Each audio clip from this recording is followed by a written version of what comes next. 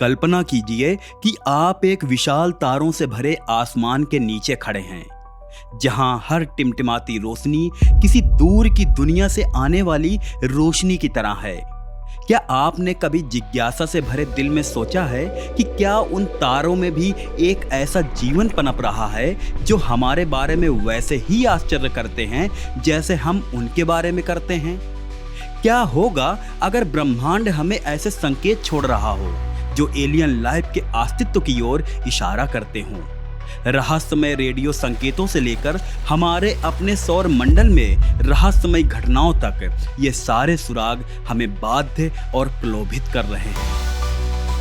मैं आपको सबसे कमाल की जगह के बारे में बताने वाला हूं। हमें लगता है हम अपने प्लैनेट के बारे में सब जानते हैं, लेकिन जब आप उसे स्पेस से देखते हैं तो आप हैरान रह जाते हैं। ये पूरे यूनिवर्स में सबसे वियर्ड जगह हो सकती है।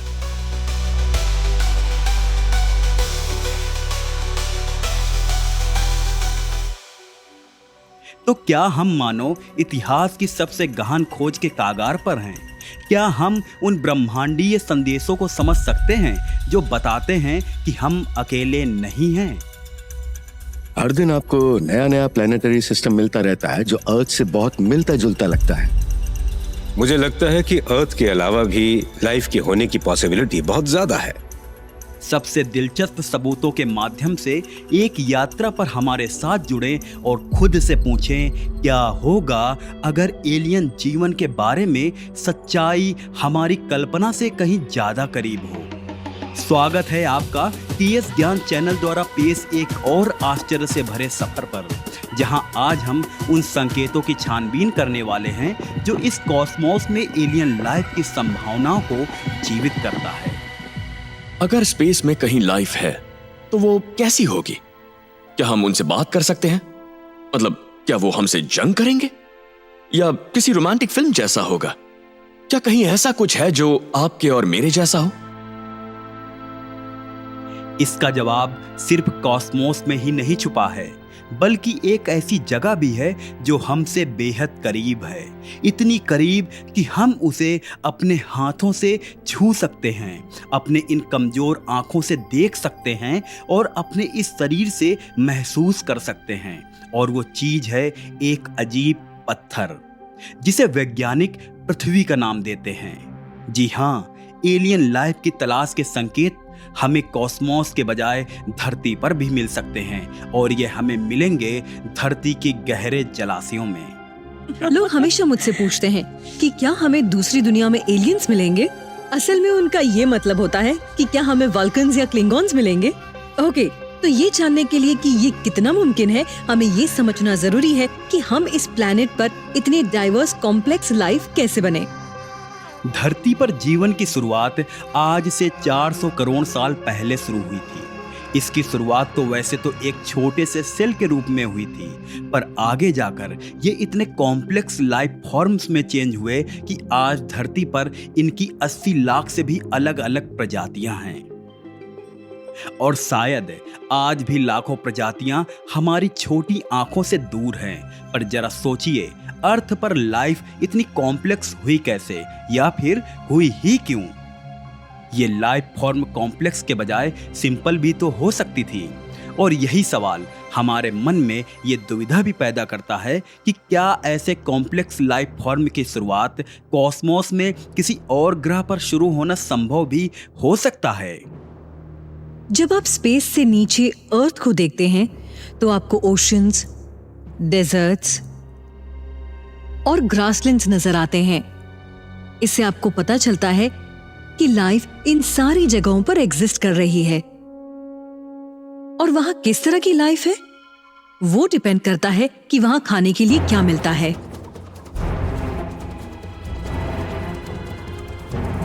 इस ग्रह पर आज जितनी भी लाइफ फॉर्म्स मौजूद हैं, उनके अस्तित्व में रहने के पीछे एक ही वजह है, और वो है उनके जीवित रहने के लिए पर्याप्त ऊर्जा की मौजूदगी। केव्स में लाइट का सोर्स नहीं होता। जब आप एंट्री से आगे बढ़ जाते हैं तो इतना अंधेरा होता है कि आपको कुछ भी नजर नहीं आता।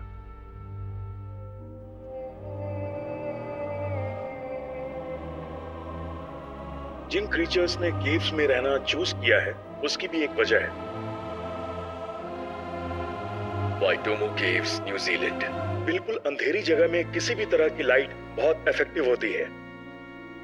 और इसी का फायदा ग्लो वर्म्स उठाते हैं। जब ये भूखे होते हैं तो ये अपने शरीर से रोशनी छोड़ते हैं। इस अंधेरी गुफा में उनकी रोशनी बाकी कीट पतंगों को उनकी तरफ अट्रैक्ट करती है और ये इनके बिछाए इसी जाल में जाकर फंस जाते हैं। एक बार ये जैसे ही ग्लो वर्म्स की चपेट में आते हैं, ये वर्म्स उनके शरीर में छेद कर उनके अंदर की सारी चीजें खींच लेते हैं और उन्हें मार देते हैं। पर इसी प्रकार उनके ऊर्जा की जरूरतें पूरी होती हैं। ये तो नेचर का लॉ ही है कि लाइफ इवॉल्व होती है अपने आसपास के एनवायरनमेंट में फिट होने के लिए। अगर हमें दूसरे प्लैनेट पर लाइफ मिलती है तो पॉसिबल है कि वो वहाँ की कंडीशन में फ्लरिश होने के लिए सबसे अच्छे फॉर्म में होगी। इसको आप चाहें तो एक्स्ट्रा टेरेस्ट्रियल डार्विनियन एवोल्यूशन भी कह सकते हैं। एक इंसान अक्सर अपने आप में ही ज्यादा व्यस्त होता है। वो अपने अस्तित्व के होने पर सवाल खड़े करते हैं, अपने जीवन का मकसद तलाशता है और फिर उसे पूरा करने के जहदोजहद में मर जाता है। पर प्रकृति में मौजूद बाकी जीव ऐसे नहीं हैं। उन्हें बस एक चीज से मतलब है कि आखिर उन्हें आज रात का भोजन कहाँ से मिलेगा।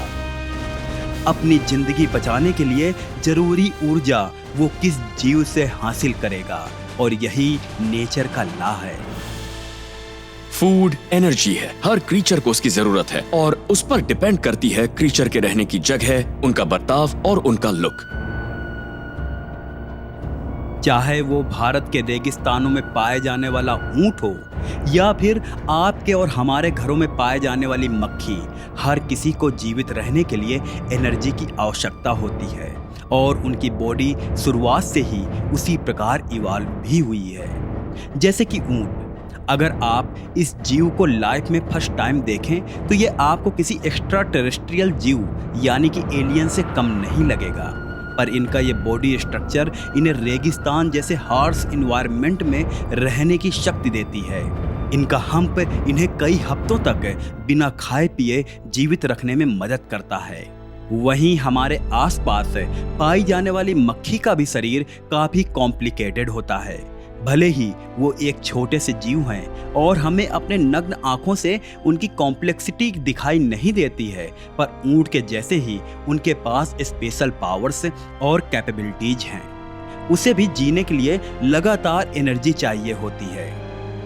हम लाइफ के बारे में सोचते हैं तो हमें अक्सर बड़े शेप वालों का ख्याल आता है, जैसे कि पेड़ और जानवर, लेकिन अर्थ पर ज्यादातर लाइफ छोटे सिंगल सेल्ड क्रीचर्स हैं, जैसे बैक्टीरिया, और वो इवॉल्व हुए हैं किसी भी चीज को खाने के लिए। क्यूक लैगून, माइक्रोनेशिया, यहाँ दुनिया का एक सबसे बड़े जहाजों का ग्रेवयार्ड मौजूद है। वर्ल्ड वार 2 के समय पर अमेरिका ने यहाँ लगभग 50 जापानी बोट्स और लगभग 250 एयरक्राफ्ट्स को डुबोया था, जिनमें से कुछ उनकी टॉर्पिडोज का शिकार बने थे तो कुछ को बम से अमेरिका ने उड़ा दिया था, और तब से आज तक ये यहाँ बेकार वेस्ट पड़े हुए हैं। पर आश्चर्य की बात यह है कि हमारे लिए वेस्ट ये सिर्फ यहाँ मौजूद माइक्रोबियल लाइफ्स के लिए एक परफेक्ट घर है। दरअसल इनके बॉडी पर जो रेस्टिकल्स का निर्माण होता है उसमें थोड़ा मेटल्स और थोड़ा माइक्रोब्स होते हैं, और माइक्रोब्स मेटल से केमिकल एनर्जी एक्सट्रैक्ट कर लेते हैं और इसके इस्तेमाल से वो जीते भी हैं और प्रजनन भी करते हैं। धरती पर हम मनुष्यों के लिए आयरन बस एक मेटल है, लेकिन इन माइक्रोब्स के लिए ये फूड है, सोर्स ऑफ एनर्जी है। आज से अरबों साल पहले जब धरती पर जीवन की उत्पत्ति हुई थी तो सबसे पहले ये माइक्रोबियल लाइफ ही अस्तित्व में आए थे, और शायद आज से सालों बाद जब धरती से जीवन का अंत होगा तो इस पर माइक्रोबियल लाइफ ही जीवित बच पाएगी, और वो इसलिए क्योंकि ये कैसी भी सर्कमस्टेंसेज में जीवित रह सकते हैं। मुझे अपना खाना पसंद है, लेकिन मैं थोड़ा सा पिकी तो हूँ, और ऐसा इसलिए क्योंकि मैं माइक्रोब नहीं हूँ। वो कुछ भी खा सकते हैं, मेटल, रॉक, ऑयल, प्लास्टिक, यहाँ तक कि ह्यूमन फ्लैश भी। लेकिन इस तरह का पैलेट होने से जीना आसान होता है। बैक्टीरिया पहाड़ी की चोटी पर भी सरवाइव कर सकते हैं।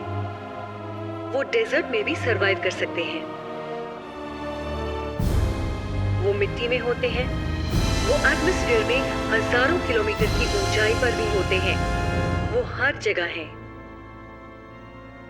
तो इससे फर्क नहीं पड़ता कि प्लैनेट किस चीज का बना हुआ है या उसका एटमॉस्फेयर कितना पॉइजनस है। अगर कहीं थोड़ी सी भी एनर्जी है जिसे एक्सट्रैक्ट की जा सके, तो सिंपल माइक्रोब्स कोई ना कोई तरीका निकाल लेंगे उस तक पहुंचने के लिए। तो क्या ये इस बात की तरफ इशारा नहीं करती हैं कि धरती से बाहर जहां भी, जिस भी ग्रह या उपग्रह पर थोड़ी भी एनर्जी की सोर्स मौजूद होगी, वहां कोई माइक्रोबियल लाइफ नहीं पनप रही हो?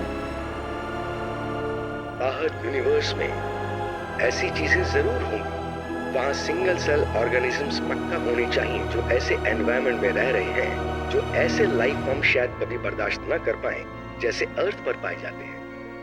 प्लैनेट्स की संख्या इतनी ज्यादा है और समय की भी कोई लिमिट नहीं। इससे ये सोचना खुद से झूठ बोलने जैसा होगा कि सिर्फ अर्थ ही ऐसी जगह है जहां पे लाइफ इवॉल्व हो पाई है।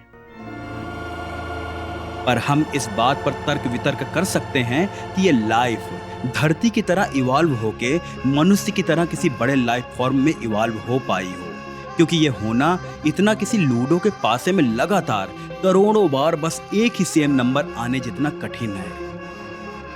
अर्थ की हिस्ट्री में एक समय तक एनर्जी सिर्फ हीट, वोल्केनिक वेंट्स और लाइटनिंग स्ट्राइक से ही मिलती थी।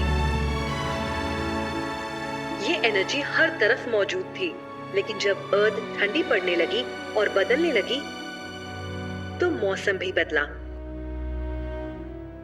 अब एनर्जी का नया सोर्स चाहिए था।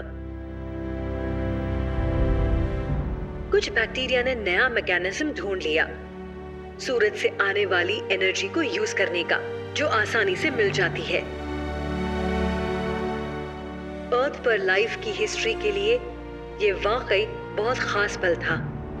और अगर आप गौर से देखें तो हमारी धरती भी एक विशाल सोलर पैनल जैसी है, जहां पेड़ों ने हमेशा से ही अपनी पत्तियों में सोलर एनर्जी को एब्जॉर्ब किया है और इससे न सिर्फ अपने लिए बल्कि बाकी जीवों के लिए ऊर्जा का नया स्रोत उत्पन्न किया है।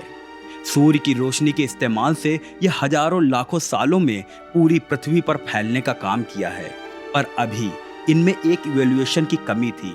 ये आसमान में ऊंचाइयों तक नहीं जा सकते थे, लेकिन एक समय के बाद उन्होंने इस पर जीत हासिल कर ही ली और प्रकृति में ऊंचाइयों तक पेड़ों का बोलबाला शुरू हो गया। बैम्बू बहुत तेजी से ग्रो करते हैं और बैम्बू का हर पेड़ बहुत लंबा होता है, लगभग 8 से 10 मंजिल ऊंचा, क्योंकि उसमें एक मॉलिक्यूल होता है लिग्निन। वो बैम्बू का अपना इंटरनल स्कैफोल्डिंग होता है। लिग्निन लगभग 40 करोड़ साल पहले इवॉल्व हुआ था और उसने दुनिया बदल दी। वो पेड़ पौधों के स्ट्रक्चर को मजबूती देता है।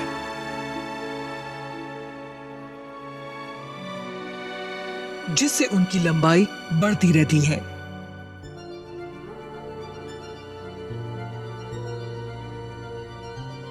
लेकिन उनके अंदर देखने से उनके डायनेमिक कॉम्प्लेक्स स्ट्रक्चर का पता चलता है।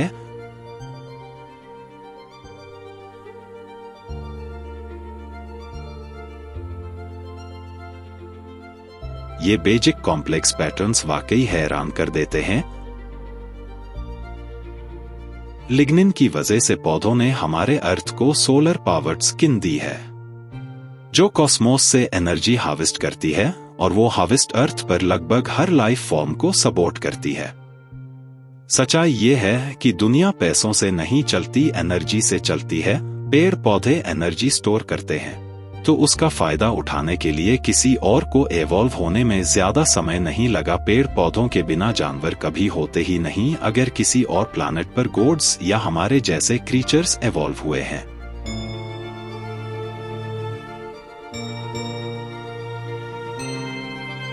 तो मुझे ये पक्का यकीन है कि वहां भी पेड़ पौधे होंगे, लेकिन उस दूसरे प्लैनेट पर पेड़ पौधे शायद हरे ना हो। यहाँ पेड़ पौधे हरे सिर्फ इसलिए होते हैं क्योंकि हमारा सूरज भी हरा है। लेकिन हमारा सूरज हरा कैसे हुआ? ये तो पीला है ना। तो दरअसल जवाब सूर्य से निकलने वाली लाइट्स के वेवलेंथ पर निर्भर करता है। ज्यादातर लाइट्स जो सूर्य से बाहर आती हैं उसका वेवलेंथ ब्लू या ग्रीन होता है, और वो हमें ग्रीन इसलिए नहीं दिखती क्योंकि उससे दूसरे एरियाज में भी लाइट उत्सर्जित होती है, जिससे सारे लाइट्स मिलकर व्हाइट दिखने लगते हैं। वहीं अर्थ पर इवाल्व हुए पेड़ पौधे फोटोसिंथेसिस के लिए रेड और ब्लू लाइट को यूज करते हैं और ग्रीन लाइट को वापस रिफ्लेक्ट करते हैं। इसी वजह से हमारी धरती हरी भरी दिखती है।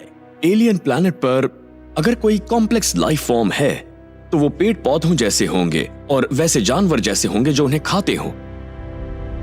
इस धरती पर हर जीव अपने अपने तरीकों से ऊर्जा प्राप्त करते हैं। एक तरफ जहां पौधे सीधे सूर्य से ऊर्जा की प्राप्ति करते हैं, वहीं एक शाकाहारी जीव इन पौधों की पत्तियों को खाकर ऊर्जा प्राप्त करता है। इस तरह इस धरती पर हर जीव अपनी अपनी तरीकों से ऊर्जा की प्राप्ति करते हैं।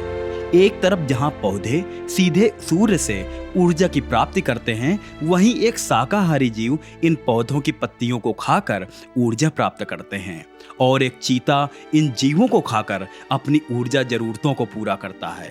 तो इस प्रकार ये सारे लोग एक भोजन चक्र से जुड़े होते हैं। पर कुछ जीव अपने भोजन के लिए अपने दिमागों का इस्तेमाल भी करते हैं। एग्जाम्पल के लिए पाली में पाए जाने वाला ये बंदर। इन समझदार बंदरों ने एक तरीका ढूंढ निकाला है, खाने के बदले सनग्लासेस का सौदा करना। इससे सबसे ज्यादा अमाउंट में कैलोरीज मिल जाती है, और वो भी बहुत ही कम मेहनत से।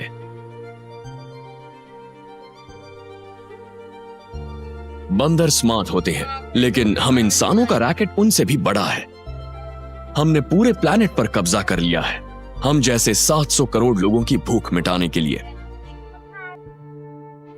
तो कुल मिलाकर पेड़ पौधे सनलाइट्स को खाते हैं, जानवर पेड़ पौधों को खाते हैं, और दूसरे जानवर इन जानवरों को खाते हैं। लेकिन अगर मैं कहूं आज इस धरती पर एक माइक्रोब से बड़ा कोई जीव खाने को नहीं होता, तो न यहाँ फिश होते, ना पेड़ पौधे होते, ना कोई जानवर होते, तो ये सारी पॉसिबिलिटीज बस उस एक जबरदस्त घटना की वजह से हो पाई हैं जो आज तक अर्थ की हिस्ट्री में सिर्फ एक बार घटी है। हमारा प्लैनेट एक बड़े से रेस्टोरेंट जैसा है जहां हर चीज हर दूसरी चीज को खा रही है।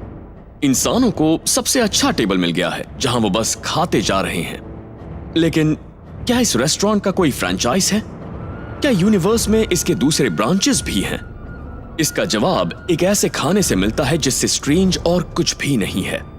जब आज से 200 करोड़ साल पहले धरती पर माइक्रोबियल लाइफ्स के अलावा कुछ और नहीं था, तब वैज्ञानिक मानते हैं कि बस अनजाने में किसी एक माइक्रोब्स ने दूसरे माइक्रोब्स को निगल लिया।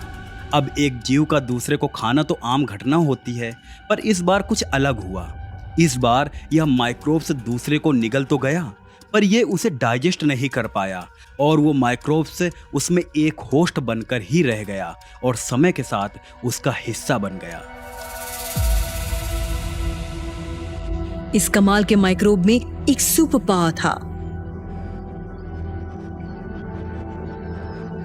वो ऑक्सीजन के इस्तेमाल से एनर्जी पैदा करता था,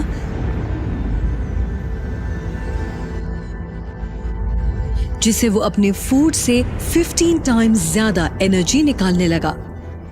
यानी कि इस धरती पर जितने भी जीव हैं उसमें बस एक ही तरह की मशीनरी है जिसकी नींव आज से 200 करोड़ साल पहले रखी गई थी। और आज धरती पर जो ये 8 मिलियन कॉम्प्लेक्स स्पीसीज मौजूद हैं, ये नहीं होते अगर उस दिन माइटोकॉन्ड्रिया का निर्माण न हुआ होता। यानी कि अगर उस दिन उस माइक्रोब्स ने उस दूसरे माइक्रोब्स को नहीं निगला होता तो यहाँ पेड़ पौधे भी नहीं हो पाते हैं। और अगर पेड़ पौधे नहीं होते तो फिर यहाँ उन पर निर्भर रहने वाले जीव जानवर भी नहीं होते, और अगर जानवर नहीं होते तो निश्चित ही हम मनुष्यों का अस्तित्व भी इस धरती पर नहीं होता। अर्थ पर लाइफ बस माइक्रोबियल या बैक्टीरियल फॉर्म में होती, जो बस अपने जीवन के लिए पत्थर या एक दूसरे को खा रहे होते। खरबों साल तक खरबों बैक्टीरिया ने खरबों बैक्टीरिया को निगला और तब जाके उसमें कहीं एक गलती हुई और माइटोकॉन्ड्रिया अस्तित्व में आया, जो हमें यह क्लू देता है कि आखिर धरती जैसी कॉम्प्लेक्स लाइफ का धरती के बाहर ब्रह्मांड में कहीं भी मौजूद होना कितना मुश्किल है और कितना रेयर है। और इसके रेयरली की सीमा कुछ ऐसी है कि शायद यह संभावना हो सकती है कि आज तक पूरे ब्रह्मांड में यह घटना सिर्फ धरती पर ही घटित हुई हो और किसी अन्य ग्रह पर एलियन लाइफ यहाँ जितने कॉम्प्लेक्स फॉर्म में मौजूद ही ना हो। कहीं एलियन प्लैनेट का करोड़ों साल तक इवॉल्व होना और बिल्कुल वैसे इवॉल्व होना जैसा कि अर्थ पर हुआ, ये वैसा ही होगा जैसे कोई डाइस फेंका जाए और करोड़ों बार फेंकने के बाद भी एक जैसा नंबर आए। ये जबरदस्त पॉसिबिलिटी है। अगर आपको ऐसा कोई प्लेनेट मिले जिस पर लाइफ हो, तो शायद वो लाइफ भी बहुत ही सिंपल होगी। निश्चित ही उन प्लैनेट्स पर जीवन पनप रहे होंगे, पर यह धरती की तरह कॉम्प्लेक्स नहीं बल्कि सिंपल लाइफ होंगे। और जब कभी हम इस धरती से तारों की तरफ देखें तो हो सकता है कि उस तारे से भी हमारी तरफ कोई देख रहा हो, पर इस बात की संभावना शायद 1% से भी कम है कि वो लाइफ हमारी जैसी कॉम्प्लेक्स और हमारी जैसी एडवांस होगी। खास ज्ञान के साथ ये दम कॉस्मोस की बातें हैं, सब आते रंग-बिरंग।